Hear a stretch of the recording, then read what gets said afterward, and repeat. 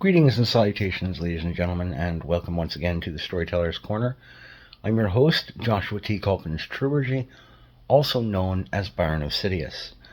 And for those unaware of how to navigate either Rumble or YouTube or BitChute, where this video will be showing up, in order to locate my email, if you wanted to contact me personally without using comments and having your exchange with me being public, you can contact me at byronofsidious@gmail.com.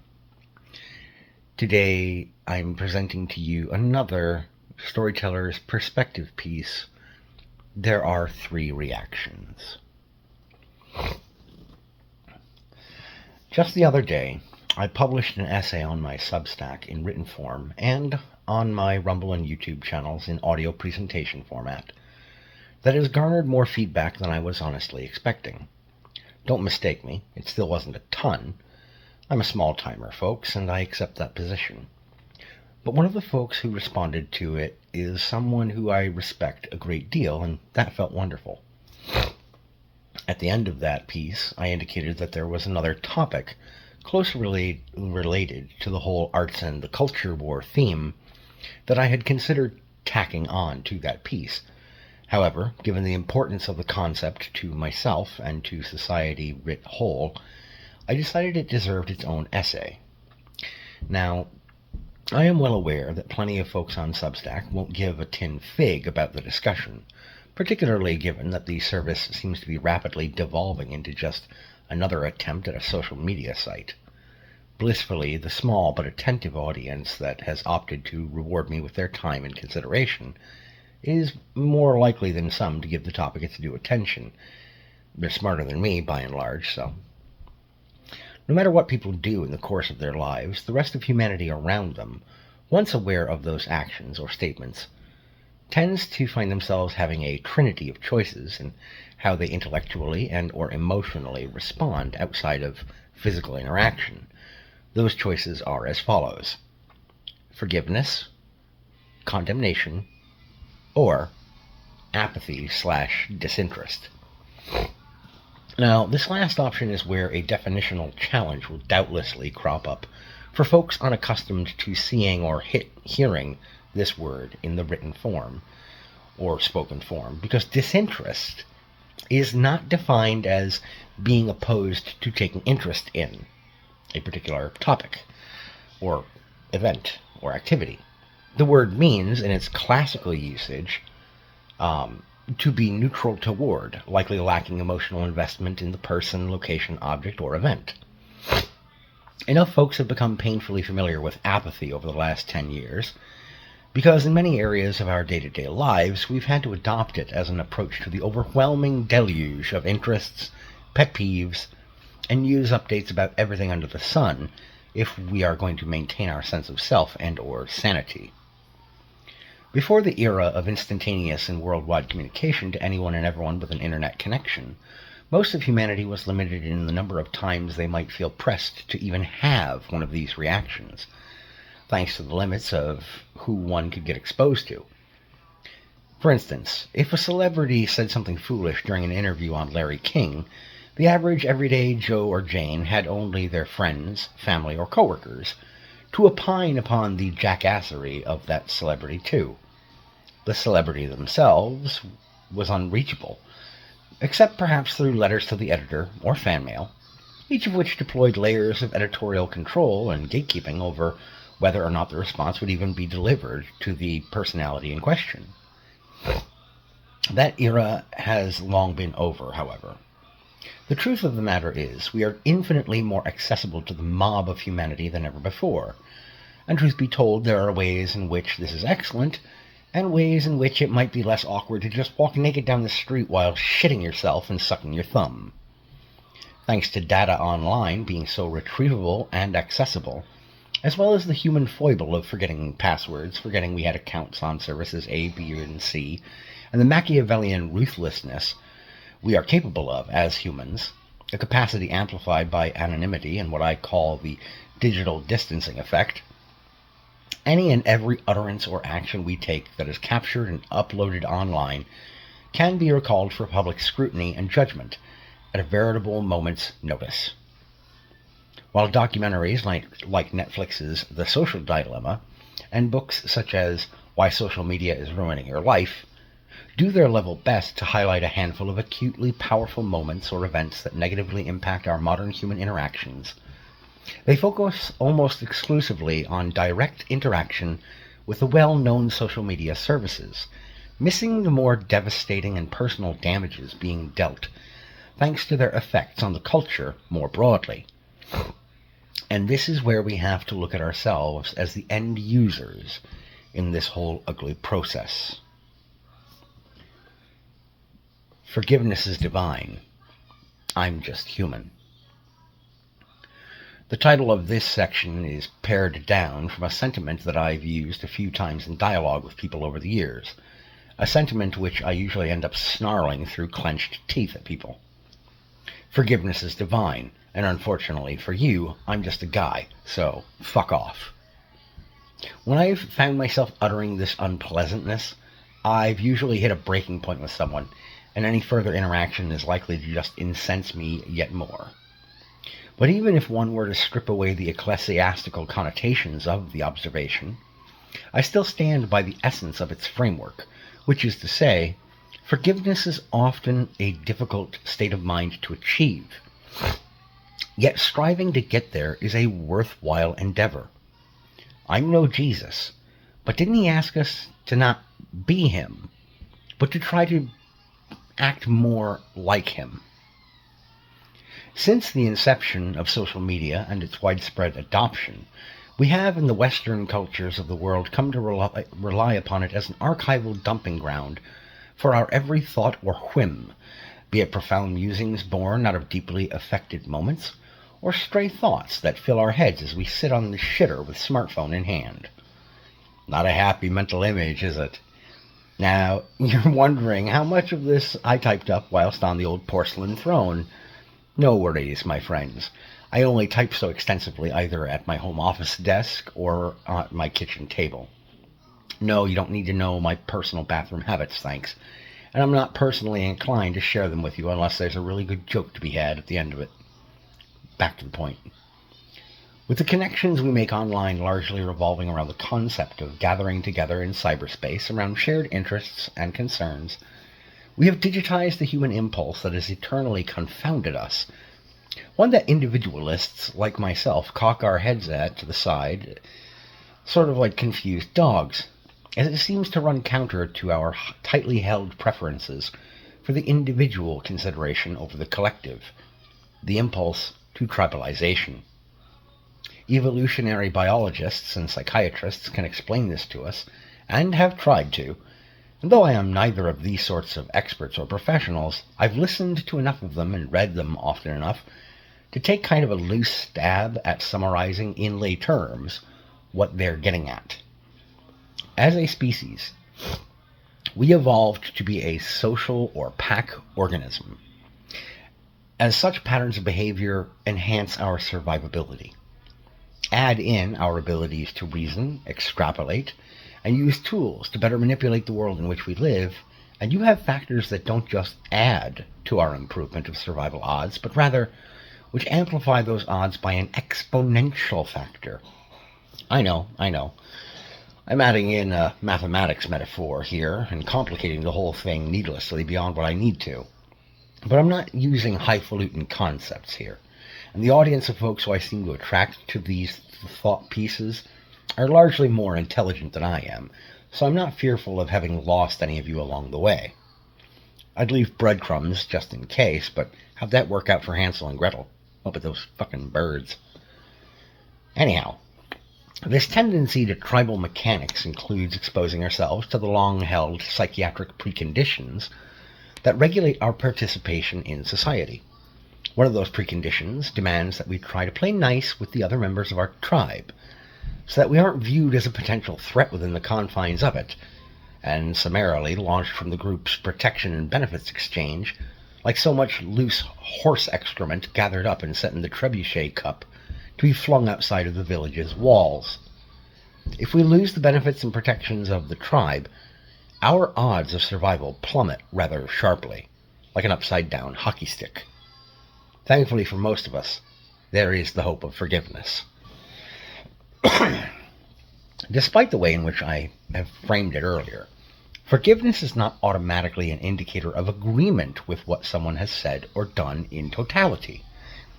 What it effectively is, most times, is an individual person's conclusion that what another person has said or done is in some way explicable and can be recovered from with the appropriate counteraction, or at least restraint from saying or doing the objectionable thing a second time. In terms of human forgiveness, it's the message of, I find what you did was wrong, but it was an error that isn't terminal, and the results of it can be corrected moving forward. Unconditional forgiveness is exceedingly rare among human beings, trust me. And forgiveness tends to have an unseen countdown clock attached to it. Kind of like a doom spell in an RPG where each turn that passes brings the afflicted character ever closer to an automatic death. In the case of forgiveness, once that countdown clock runs out, we tend societally not to hold the prior disfavor against the offender as an amplifying factor, should they screw up again. The problem introduced to us largely by social media and online communications and archival is that the countdown clock never really reaches zero, it would seem. Did you say something brash and without thinking 10, 12, or 15 years ago? Well, too bad, so sad. It doesn't matter if you've come to adjust your thinking since then and grown as a person, because people are going to hold that example of a gaffe up for all and sundry to see, and they're going to hold it against you now.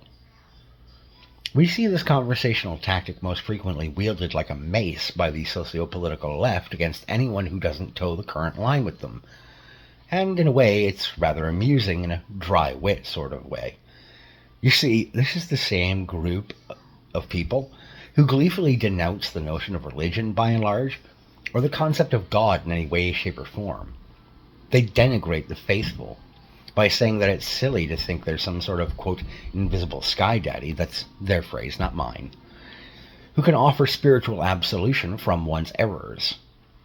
Yet, this same group put forth their own set of behavioral guidelines, and they roundly reject and condemn any and all who breach them, demanding penance and alterations of perspective and behavior if they are to consider letting that guilty party back into their fold of society. They have dubbed themselves gods. Ironic. I have myself been guilty of thinking in such a manner a few times, as I mentioned before. I have told people, no, I don't forgive you. That ability to forgive lies alone with God, and I'm just some guy.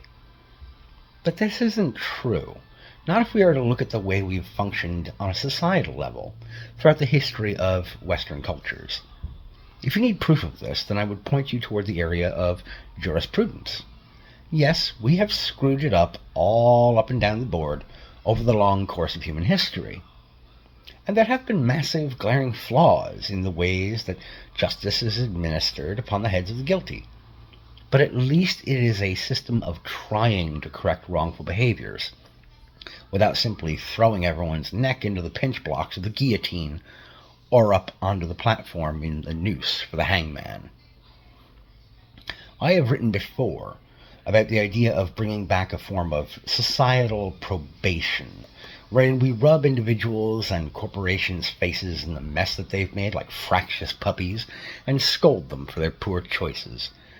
I still believe we should enact such a set of precepts because it offers both eventual forgiveness and it keeps us safe against the impulse for the guilty parties to once more return to the behaviors which caused us damage in the first place. It isn't easy to forgive someone, especially in a day and age where we can be quickly and repeatedly reminded, thanks to social media, of how they hurt us in the first place. But I would argue that this is yet another instance, like so many others, where doing the right thing is not going to be doing the easy thing. Forgiveness is challenging. That doesn't mean that we should give up on trying for it. None of us have been perfect actors in the digital age, and doubtlessly some message board sleuths out there could make any one of our lives an absolute living hell if they were so inclined. Wouldn't it be nice if there were the hope of being forgiven our earlier mistakes in the current day and age? Conservatives and folks on the right in Western cultures are already well familiar with the concept, and they have long embraced it through religious instruction. They have perhaps been too forgiving sometimes, too ready to open their arms and once more embrace the very same people who have tried to destroy them through quiet, subtle means for the last 50 years or so. This willingness to forgive has resulted in some of these folks being betrayed and destroyed due to their naivete by less than ethical or decent people on the left, people who were finally caught out at their underhanded behavior and called to account. "I'm sorry," these lefties whinged, preying upon the right's tendency to attempt forgiveness. It's reminiscent of the line in Frank Herbert's Dune, quote, "When you are in power, I plead mercy, because it is according to your principles. When I am in power, I deny you mercy, because it is according to my principles." The YouTuber What If Alt Hist has pointed out on numerous occasions that this is one of the fundamental flaws in conservative circles. Their tendency to extend grace to their ideological enemies, even in the worst of circumstances. But we have to allow this flaw to exist, ladies and gentlemen. We have to forgive this flaw, because without doing so, we will lose the ability to forgive altogether. And who genuinely wants to live that way? The condemned who survive can become our worst enemies. In terms of culture war injuries and casualties, there are a few people who have been jumped up and down on quite as viciously as the eternally entertaining Alex Jones. The guy has lost revenue, lost personal property, been labeled a kook, a maniac, and a threat. He's been physically threatened, labeled as deserving of imprisonment and or banishment entirely from polite society, lost his ability to engage in standard banking practices, and recently has had the last vestiges of his media empire ripped out of his hands and set to be sold off in chunks and pieces to whoever will bid on the bloody remains. Prior to the advent of the internet, which has served as the basis for Jones's ability to become as culturally relevant as he has, guys like him were pretty much relegated to the absolute outer fringes of popular culture. Niche operators who might garner a fan base of a few hundred, maybe even a few thousand, but whose reach was ultimately severely hampered by the network of gatekeepers and media who would keep such folks from ever attaining broad-ranging reach and influence.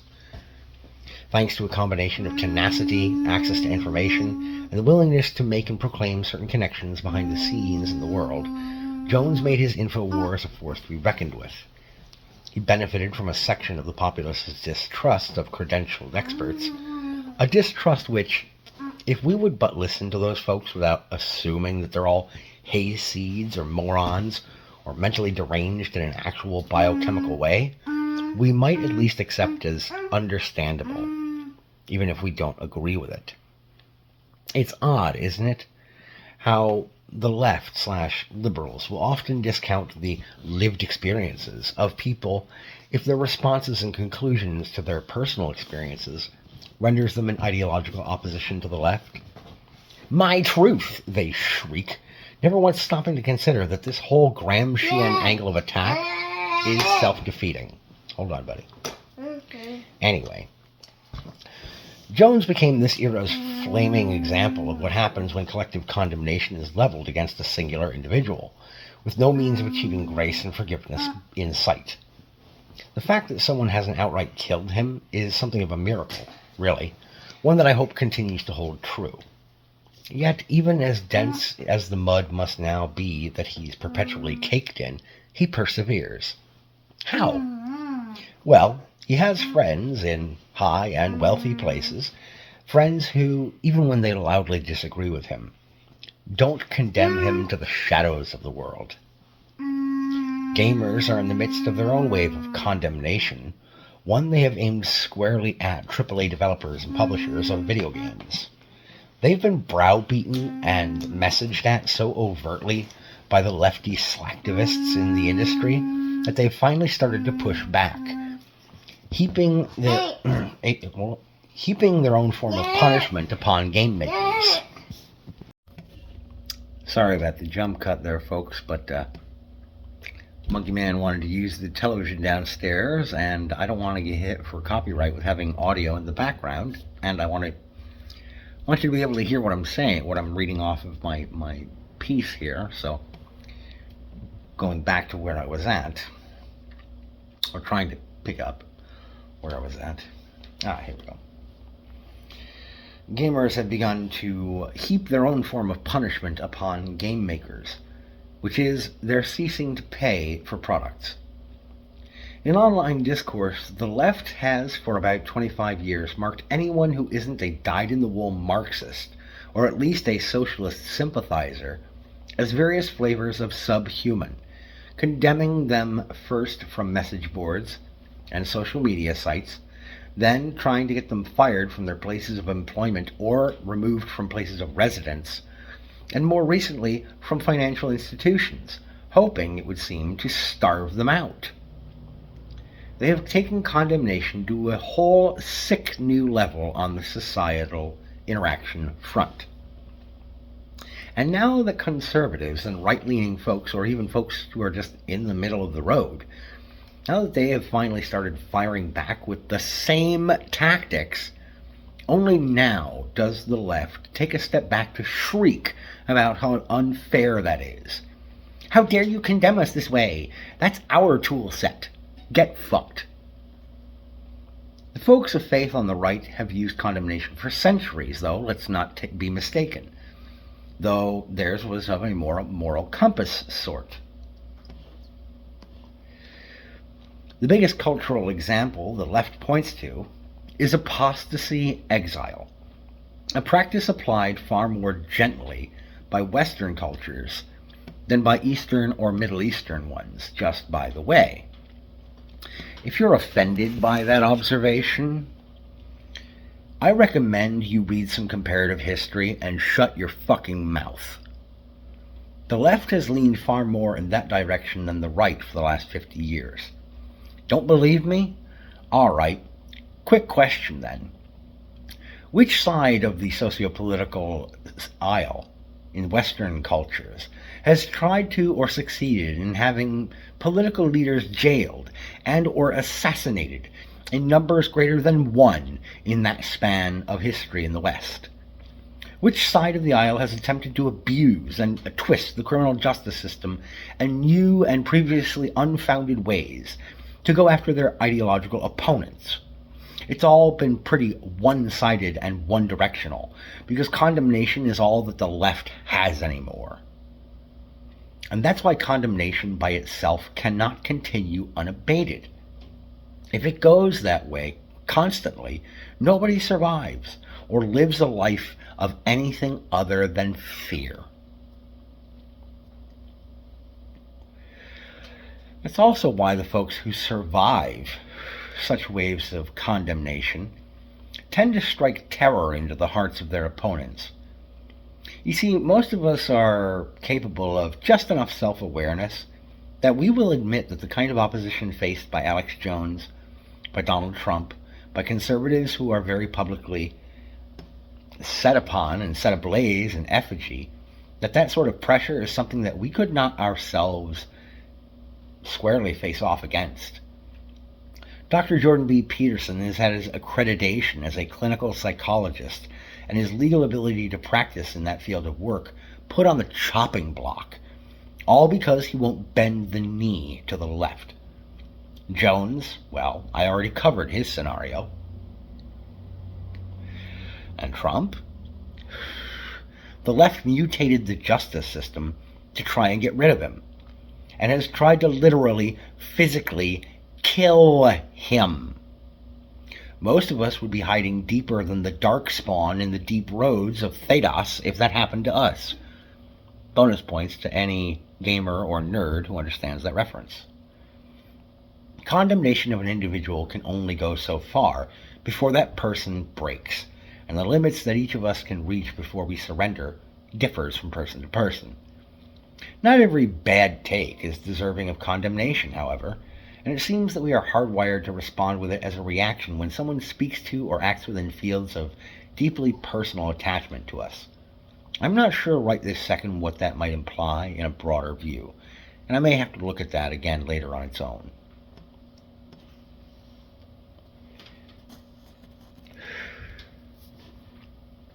Apathy is death. So saith Kreia, one of my favorite characters in all of Star Wars Legendarium, and above that, one of my favorite characters in all of fiction. The rest of the quote is even more brutal. Worse even than death, for at least a corpse feeds the beasts and insects. But for the purposes of this little piece, I'm not as severe about the reaction of apathy as that particular old crone. In the conversations and events surrounding the culture wars in the West right now, most folks tend to respond with one of the other two prior mentioned and extrapolated upon reactions of forgiveness or condemnation. Usually, if they agree with the statements or actions of other people, these responses don't even actually come into play. They tend to only come up in instances of disagreement. For example, while reasonable lefties might dislike religious pro-lifers holding up protest signs outside of Planned Parenthood clinics on public sidewalks, they largely forgive the practice, so long as said pro-lifers don't attempt to block access to the clinic. Now, I know the caveat of reasonable with lefties has become vanishingly rare to see in real life or online, but they do exist. Jimmy Dore is not a unicorn, much as I like him. Likewise, reasonable righties might not appreciate the Rainbow Brigade activists arranging pride events down Main Street, but they'll forgive it happening, especially these days. And they'll especially be forgiving so long as a day or two goes by and they're able to get local life back to its normal operations afterwards. And the brigade keeps their damned clothes on in front of the kiddies in town. In the commerce arena affected by the culture wars, however, we've seen the first signs of what happens when apathy is the response among increasingly large swaths of the potential customer base. Usually it begins with volatile condemnation, where angry customers let it be loudly and pointedly known that Company X has severely fucked up because they produce a product or service that the base has been quietly, loyally supporting for a long time. And Company X has effectively shat on that particular base's front porch. Sorry about that jump cut again. We're done buying your shit, the base snarls. And most companies, such as Budweiser, Tractor Supply, Ubisoft, and who knows how many others, they respond with a smug little grin, implying that they don't need those customers anyway, since they already have so much money, thanks. This point here, though, right here, is where the fate of some of these organizations and corporations lies. They have reached the Rubicon. The only question that remains is, will they cross beyond the point of no return? If Company X makes some, at least minimal move toward an apology or reversing course, they will usually get some more snarls, and eventually they may be offered a measure of tepid, cautious, conditional forgiveness. They'll get condemnation hangover from about half of that prior base, too, but that won't cut too deep into their bottom line. But if Company X, as Ubisoft is a case of, doubles down or tries to pretend that the base customers don't matter, they will invite the escalation through fiercer forms of condemnation until they reach the breaking point of apathy. Once a potential customer base becomes, or a potential customer, period, individually, becomes apathetic to your company, you have almost no hope of getting them back on side. At that point, they don't care if your organization flourishes or fails. They don't even argue in favor of your company dying off or being sold off. They effectively cease to even acknowledge that you exist. If they come across your products in stores, they just pass it by. They don't even make a comment or grunt. They just move along to what they actually want. At first blush, and on an economic scale, this isn't such a bad reaction one might think. But before you brush apathy aside, before you're apathetic to apathy, think on this. If people don't care about what happens to your company, one way or the other, what do you suppose will happen if it comes under some kind of threat, like a property being damaged? Target knows what that's like. When they came out in support of the George Floyd riots and the defund the police movement back in 2020, some customers were livid. Then, when Target stores started getting looted and destroyed, and Target cried out for help, the customers who they had pissed off to the point of apathy just shrugged their shoulders and went to Walmart and saying, "Not my problem." In market terms, this leads to lost market share, lost revenue, and economic damage to a company or brand. That might not seem too worrisome to most folks, but consider the fact that the economic damage has a very human cost in the forms of reduced wages, reduced hours available for shift, hiring freezes, and layoffs. I again point you to the video game industry where layoffs are happening left and right, not universally, but at every company that has fucked up and turned their customer base against them. If some spokesperson comes out raging about how the boycotting or non-compliant would-be customers are all istophobes, well, the sliver of hope that the apathy won't become permanent vanishes entirely. Just ask the cast of The Acolyte. After all, they've got plenty of time to respond to you. They're not working. Now extrapolate this response to the human-to-human environment. Have you seen how many YouTube videos are titled things like, quote, "Why don't men step up to help women anymore?" or, quote, "Are people giving up on work?" They almost universally point out a commonly shared catalyst. A segment of Western populaces have recognized, finally, that they are being ignored, demonized, and cut off from cultural consideration. Their compliance with modern, left-leaning expectations and worldviews has become taken as par for the course and natural, that they have no option but to obey, to comply, to consume, and to fall in line. But more and more as time goes on, both companies and individuals in certain ideological groupings are coming to recognize that this segment of humanity in the West is coming around to saying, no, no more. Do your worst. I no longer care. In economic terms, I already covered what this can result in. But in day-to-day life, this means that if I personally, and I genuinely mean this, so think of it what you will. If I personally witness a blue-haired 20 or 30-something with a septum ring and a score of tattoos being accosted and physically beaten or mugged, or even just verbally harassed, then guess what? All I'm going to do is take a few steps out of the way to avoid getting involved. And that person can deal with whatever they have to deal with because I no longer care. I don't. My apathy is informed by the expectation that that victim of a crime hates me, actively hates me and most things that I believe in. Now, I could be wrong about them, and very likely I would be. And that's the danger of allowing apathy to become a standard response to our fellow human beings in the West. Apathy robs us of even our own sense of nobility, honor, virtue, or duty.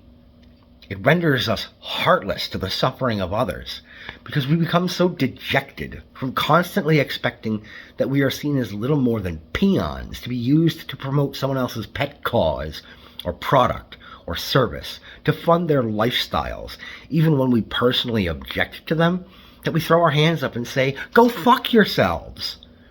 The most dangerous society-level extrapolation of this phenomenon is already creeping up on us, especially in the United States and the United Kingdom. Military enlistment is dropping off so noticeably that entire battalions, divisions, and job roles are being phased out on an indefinite basis because there simply aren't enough young men who feel that it's worth the risks and losses to themselves to sign up to maintain them. This is happening as well in law enforcement bodies and agencies across the Western world. How can a nation or a culture survive an enemy of any size or any type when its potentially viable fighting or defensive force and law enforcement body collectively sighs and says, you don't deserve my effort? Apathy is death. Fiction can teach you more in a few lines of dialogue than a fleet of public school teachers. That's all for now, ladies and gentlemen. Thank you for tuning in. Thank you for listening. I ask that you take care of yourselves, and remember, keep reading.